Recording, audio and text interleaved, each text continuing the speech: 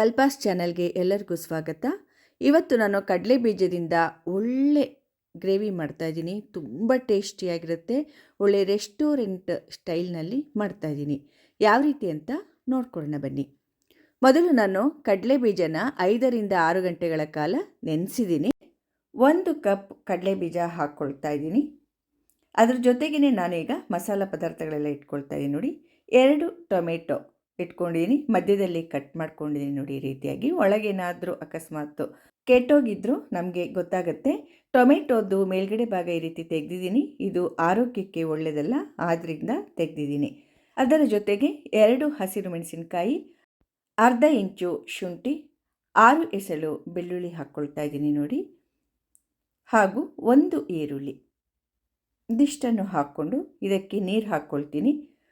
ಕಡಲೆ ಬೀಜ ಮುಳುಗುವಷ್ಟು ನೀರು, ನೋಡಿ ಇಷ್ಟು ನೀರನ್ನು ಹಾಕ್ಕೊಂಡಿದ್ದೀನಿ. ಇವಾಗ ಕುಕ್ಕರ್ ಲಿಡ್ಡು ಕ್ಲೋಸ್ ಮಾಡಿಬಿಟ್ಟು ವೆಯ್ಟ್ ಹಾಕಿ 5 ವಿಷಲ್ ಆಗಬೇಕು. 4ರಿಂದ 5 ವಿಷಲ್ ಆದರೆ ಸರಿಯಾಗತ್ತೆ ಇದು. ಈಗ ನೋಡಿ, 4 ವಿಷಲ್ ಆಗಿದೆ. ನಾನು ಗ್ಯಾಸೆಲ್ಲ ರಿಲೀಸ್ ಆದಮೇಲೆ ತೆಗಿತಾ ಇದ್ದೀನಿ. ಕರೆಕ್ಟಾಗಿ ಬೆಂದಿದೆ ನೋಡಿ, ಎಲ್ಲ ಟೊಮೆಟೊ ಈರುಳ್ಳಿ ಎಲ್ಲ ಚೆನ್ನಾಗಿ ಬೆಂದಿದೆ, ಕಡಲೆ ಬೀಜ ಎಲ್ಲ. ಈಗ ಟೊಮೆಟೊ ಎಲ್ಲ ತೆಕ್ಕೊಳ್ತಾ ಇದ್ದೀನಿ ನಾನು. ನೋಡಿ, ಇದ್ರ ಜೊತೆಗೇ ಈರುಳ್ಳಿ ಬೇಯೋದಕ್ಕೆ ಹಾಕಿದ್ದೆ ಅಲ್ವಾ, ಅದನ್ನು ತೆಕ್ಕೊಳ್ತಾ ಇದ್ದೀನಿ. ಹಸಿರು ಮೆಣಸಿನಕಾಯಿ, ಶುಂಠಿ ಹಾಗೂ ಬೆಳ್ಳುಳ್ಳಿ ಎಲ್ಲದನ್ನು ತೆಕ್ಕೋಬೇಕು. ನೋಡಿ, ಎಲ್ಲ ತೆಕ್ಕೊಂಡಿದ್ದೀನಿ. ಇವಾಗ ಇದನ್ನೆಲ್ಲ ತಣ್ಣಗಾಗೋದಕ್ಕೆ ಬಿಡಬೇಕು. ಟೊಮೆಟೊದ್ದು ಸಿಪ್ಪೆ ಎಲ್ಲ ತೆಗಿತಾ ಇದ್ದೀನಿ ನೋಡಿ, ಅದು ಒಂಥರ ಬಾಯಿಗೆ ಸಿಗುತ್ತೆ, ಆದ್ದರಿಂದ ತೆಗೆದ್ರೆ ಒಳ್ಳೆಯದು ಸಿಪ್ಪೆನ. ಈಗ ನೋಡಿ, ನಾನೆಲ್ಲ ಸಿಪ್ಪೆ ಎಲ್ಲ ತೆಗೆದಿಟ್ಕೊಂಡಿದ್ದೀನಿ. ಇದನ್ನು ಪೂರ್ತಿಯಾಗಿ ತಣ್ಣಗಾಗೋದಕ್ಕೆ ಬಿಡ್ತೀನಿ. ಈಗ ಒಂದು ಪ್ಯಾನ್ಗೆ 1 ಟೀ ಸ್ಪೂನ್ನಷ್ಟು ಬೆಣ್ಣೆ ಹಾಕ್ಕೊಳ್ತಾ ಇದ್ದೀನಿ. ಬೆಣ್ಣೆ ಕರಗಬೇಕು. ಬೆಣ್ಣೆ ಇಲ್ಲ ಅಂದರೆ ತುಪ್ಪ ಕೂಡ ಹಾಕ್ಕೋಬೋದು, ಆದರೆ ಬೆಣ್ಣೆ ಹಾಕೋದ್ರಿಂದ ಟೇಸ್ಟು ತುಂಬ ಚೆನ್ನಾಗಿರುತ್ತೆ. ಈಗ ನೋಡಿ, ಇದಕ್ಕೆ ನಾನು 1 ಈರುಳ್ಳಿ ಹಾಗೂ ಕ್ಯಾಪ್ಸಿಕಮ್, ದೊಡ್ಡ ಮೆಣಸಿನ್ಕಾಯಿ ಇರುತ್ತಲ್ವ, ಅದನ್ನು ಹಾಕ್ಕೊಂಡಿದ್ದೀನಿ.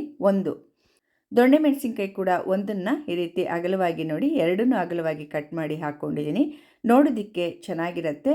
ನೀವು ಈ ರೀತಿ ಬೆಣ್ಣೆ ಒಳಗೆ ಈ ಕ್ಯಾಪ್ಸಿಕಮ್ ಹಾಗೂ ಈರುಳ್ಳಿನ ಹುರ್ಕೊಂಡ್ರೆ ಒಳ್ಳೆ ಟೇಸ್ಟ್ ಬರುತ್ತೆ. ನೋಡಿ, ಇವಾಗ ಆಯಿತು. ಇಷ್ಟಾದರೆ ಸಾಕು, ತುಂಬ ಹುರ್ಕೊಳ್ಳೋದೇನು ಬೇಡ, ಇಷ್ಟಾದರೆ ಸಾಕು. ಇದನ್ನೆಲ್ಲ ತೆಗೆದಿಟ್ಕೊಳ್ತಾ ಇದ್ದೀನಿ. ಇದು ತುಂಬ ಟೇಸ್ಟ್ ಕೊಡುತ್ತೆ. ರೆಸ್ಟೋರೆಂಟ್ಗಳೆಲ್ಲ ಇದೇ ರೀತಿ ಮಾಡೋದು, ಅದೇ ರೀತಿ ನಾನು ತೋರಿಸ್ತಾ ಇದ್ದೀನಿ.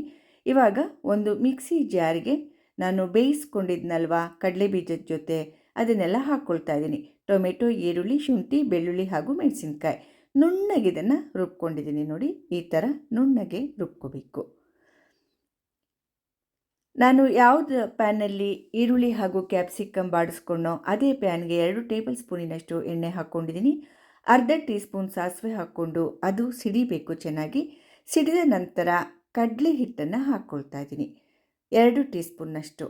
ಬೋಂಡ ಎಲ್ಲ ಮಾಡ್ತೀವಲ್ವ ಕಡಲೆ ಹಿಟ್ಟು, ಅದೇ ಕಡಲೆ ಹಿಟ್ಟು ಗ್ರಾಮ್ ಫ್ಲೋರ್ನ ಹಾಕ್ಕೊಂಡಿದ್ದೀನಿ.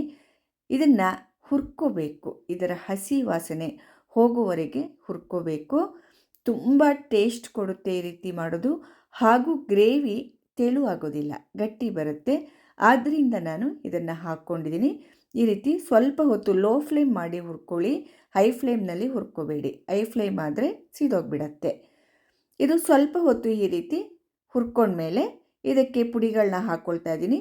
1 ಟೀ ಸ್ಪೂನ್ ಖಾರದ ಪುಡಿ, 1 ಟೀ ಸ್ಪೂನ್ ಧನಿಯಾ ಪುಡಿ, 1/4 ಟೀ ಸ್ಪೂನ್ ಅರಿಶಿಣದ ಪುಡಿ, ಅರ್ಧ ಟೀ ಸ್ಪೂನಿನಷ್ಟು ಗರಂ ಮಸಾಲ ಹಾಕ್ಕೊಂಡು 2 ಟೀ ಸ್ಪೂನಿನಷ್ಟು ಕಸ್ತೂರಿ ಮೇಥಿನ ಕೈಯಲ್ಲಿ ಸ್ವಲ್ಪ ಈ ರೀತಿ ಮಾಡಿ ಹಾಕಿದ್ರೆ ಫ್ಲೇವರ್ ಚೆನ್ನಾಗಿರುತ್ತೆ ಅಂದ್ಬಿಟ್ಟು ಆ ರೀತಿ ಹಾಕಿದ್ದೀನಿ.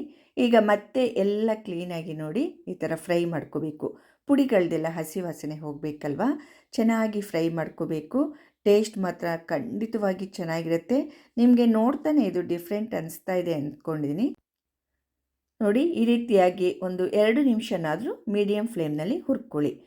ಆಮೇಲೆ ಇದಕ್ಕೆ ನಾನು 1/4 ಸ್ಪೂನ್ ಮಾತ್ರ ಇಂಗು ಹಾಕ್ಕೊಳ್ತಾ ಇದ್ದೀನಿ, ಜಾಸ್ತಿ ಹಾಕ್ಕೋಬೇಡಿ. 1/4 ಟೀ ಸ್ಪೂನಿನಷ್ಟು ಇಂಗು ಹಾಕಿ ಅದನ್ನು ಕೂಡ ಸ್ವಲ್ಪ ಹೊತ್ತು ಈ ರೀತಿಯಾಗಿ ಫ್ರೈ ಮಾಡ್ಕೋಬೇಕು. ಆಮೇಲೆ ರುಬ್ಬಿದ ಮಿಶ್ರಣ ಹಾಕ್ಕೊಳ್ತಾ ಇದ್ದೀನಿ. ನುಣ್ಣಗೆ ರುಬ್ಬಿದ ಮಿಶ್ರಣ ಹಾಕ್ಕೊಂಡು 1 ಕಪ್ನಷ್ಟು ನೀರನ್ನು ಹಾಕ್ಕೊಳ್ತಾ ಇದ್ದೀನಿ. ಮಿಕ್ಸಿ ಜಾರ್ಗೆ ನೀರು ಹಾಕಿಬಿಟ್ಟು ಹಾಕ್ಕೊಂಡಿದ್ದೀನಿ. ಇದು ಸ್ವಲ್ಪ ಗಟ್ಟಿ ಆಗುತ್ತೆ ಗ್ರೇವಿ, ಯಾಕೆಂದರೆ ನಾವು ಕಡಲೆ ಹಿಟ್ಟು ಹಾಕಿರೋದ್ರಿಂದ. ಆದ್ದರಿಂದ ನೀರು ಹಾಕ್ಕೊಳ್ಳೋದು ಒಳ್ಳೆಯದು. 1 ಕಪ್ನಷ್ಟು ಈಗ ಮತ್ತೆ ಎಲ್ಲ ಕ್ಲೀನಾಗಿ ಇದರೊಳಗೆ ಫ್ರೈ ಮಾಡ್ಕೋಬೇಕು.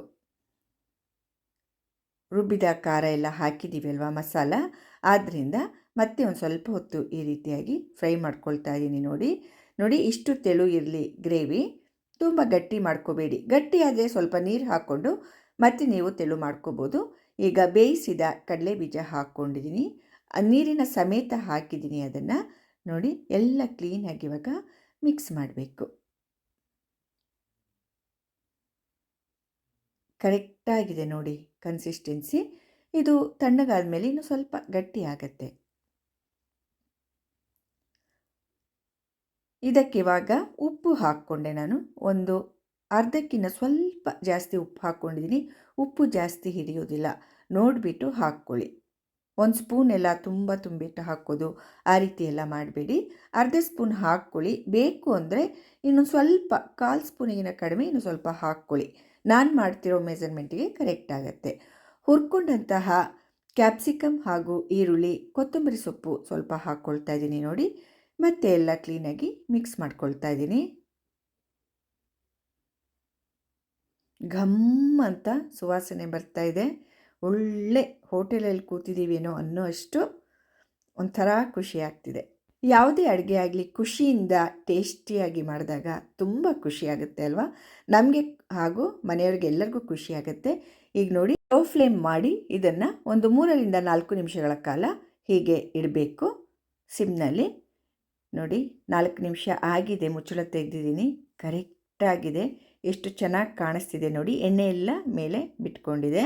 ಈ ರೀತಿ ಆದರೆ ಪರ್ಫೆಕ್ಟ್ ಆಗಿದೆ ಅಂತ ಅರ್ಥ. ಕರೆಕ್ಟಾಗಿದೆ ನೋಡಿ ಗ್ರೇವಿ. ಇವಾಗ ಇದು ರೆಡಿ ಆಯಿತು. ಗ್ಯಾಸ್ ಸ್ಟವ್ನ ಇವಾಗ ಆಫ್ ಮಾಡ್ಕೊಳ್ತಾ ಇದ್ದೀನಿ. ಸರ್ವ್ ಮಾಡೋಣ ಇದನ್ನು. ನೋಡಿ ಒಂದು ಬೌಲ್ಗೆ ಇದನ್ನು ಸರ್ವ್ ಮಾಡ್ತಾಯಿದ್ದೀನಿ. ಎಷ್ಟೊಂದು ಚೆನ್ನಾಗಿ ಕಾಣಿಸ್ತಿದೆ ನೋಡಿ. ಅಷ್ಟೇ ಇದು ರುಚಿಯಾಗಿರುತ್ತೆ. ರೊಟ್ಟಿ, ಚಪಾತಿ, ದೋಸೆ ಎಲ್ಲದಕ್ಕೂ ಇದು ಹೊಂದಿಕೆ ಆಗುತ್ತೆ. ಅನ್ನ ಕೂಡ ಊಟ ಮಾಡ್ಬೋದು ಬಿಡಿ, ಅಷ್ಟೊಂದು ರುಚಿಯಾಗಿರುತ್ತೆ. ಇಲ್ಲ ಅಂದರೆ ಒಂದು ಬೌಲ್ಗೆ ಹಾಕ್ಕೊಂಬಿಟ್ಟು ಉಳಿದ್ರೆ ಇದು, ಅದಕ್ಕೆ ಸ್ವಲ್ಪ ಈರುಳ್ಳಿ, ಖಾರ ಶೇವು, ಟೊಮೆಟೊ ಎಲ್ಲ ಹಾಕ್ಕೊಂಡು ಚಾಟ್ಸ್ ಥರ ಮಾಡ್ಕೊಂಡು ತಿನ್ನೋದಕ್ಕೂ ಕೂಡ ಇದು ತುಂಬ ಚೆನ್ನಾಗಿರುತ್ತೆ. ಖಂಡಿತ ಟ್ರೈ ಮಾಡಿ. ರೊಟ್ಟಿ ಚಪಾತಿಗೆ ಮಾತ್ರ ಹೇಳಿ ಮಾಡಿಸಿದ ರೆಸಿಪಿ ಇದು. ಪೂರಿಗೂ ಚೆನ್ನಾಗಿರುತ್ತೆ, ಊಟದ ಜೊತೆ ನಂಚ್ಕೊಳ್ಳೋಕೆ ಕೂಡ ಚೆನ್ನಾಗಿರುತ್ತೆ. ಹಸಿ ಕಡಲೆಕಾಯಿ ಕಾಲದಲ್ಲಿ ಹಸಿ ಕಡಲೆ ಬೀಜದಲ್ಲಿ ಕೂಡ ಇದನ್ನು ಮಾಡ್ಕೋಬಹುದು. ನಿಮಗೆಲ್ಲ ಈ ಕಡಲೆ ಬೀಜದ ರೆಸಿಪಿ ತುಂಬ ಇಷ್ಟ ಆಗಿದೆ ಅಂದ್ಕೊಂಡಿದ್ದೀನಿ. ದಯವಿಟ್ಟು ನನ್ನ ಚಾನೆಲ್ಗೆ ಸಬ್ಸ್ಕ್ರೈಬ್ ಆಗೋದನ್ನು ಖಂಡಿತವಾಗಿ ಯಾರೂ ಮರಿಬೇಡಿ. ಲೈಕ್ ಮಾಡಿ, ಶೇರ್ ಮಾಡಿ ಹಾಗೂ ಕಮೆಂಟ್ಸ್ ಮೂಲಕ ತಿಳಿಸಿ ಅಂತ ಹೇಳ್ತಾ ಎಲ್ಲರಿಗೂ ನನ್ನ ಧನ್ಯವಾದಗಳು.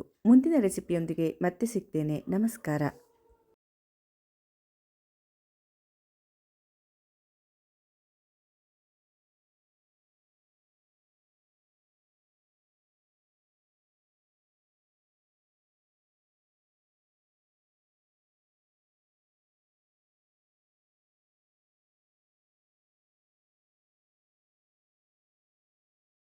ಈಗ ನೋಡಿ, ಇದಕ್ಕೆ ನಾನು 1 ಈರುಳ್ಳಿ ಹಾಗೂ ಕ್ಯಾಪ್ಸಿಕಮ್, ದೊಡ್ಡನೆ ಮೆಣಸಿನಕಾಯಿ ಇರುತ್ತಲ್ವ, ಅದನ್ನು ಹಾಕ್ಕೊಂಡಿದ್ದೀನಿ. 1